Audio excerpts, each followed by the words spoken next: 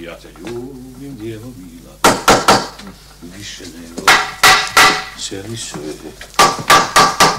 više nego svako goru svoju. Kujete, a? Cijelo jutro kujete. Nije jutro, već je podne. I vrlo dobro znate da je ovo vreme kad ja spavam. Presterišete mi mozak, rendišete mi živce, zakivate mi eksere direktno u glavu. Napravili ste da ovog stane radionicu. Žao mi je da sam firga, ali morat ću da vas prijavim inspekciji. Bare ne svijeli, pridrži mi u dasku. Da držim. Evo ovdje. Jesi tako drži daska? Cijelom rukom drži.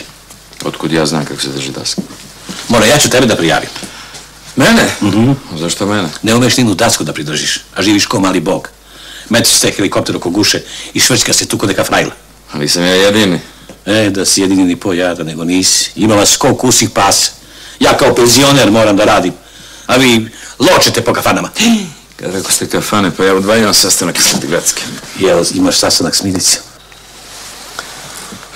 Vi očigledno, gospodine, brkate kriminal sa filozofijom. Kakav si mi ti filozof? Kad god sam u životu mogao da sedim, nisam stajao. Kad sam mogao da ležim, nisam sedeo. Zato si tako oronuo.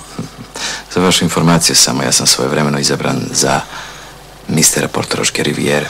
Evo, sa tim X nogama. Izabran sam zbog suptilnog magnetizma moje ličnosti.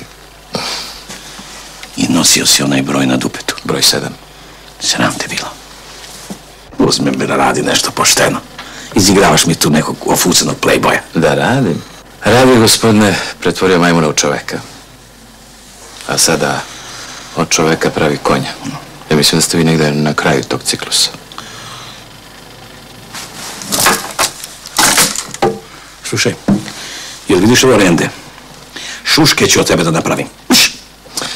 Odlazim, ali ću se vratiti.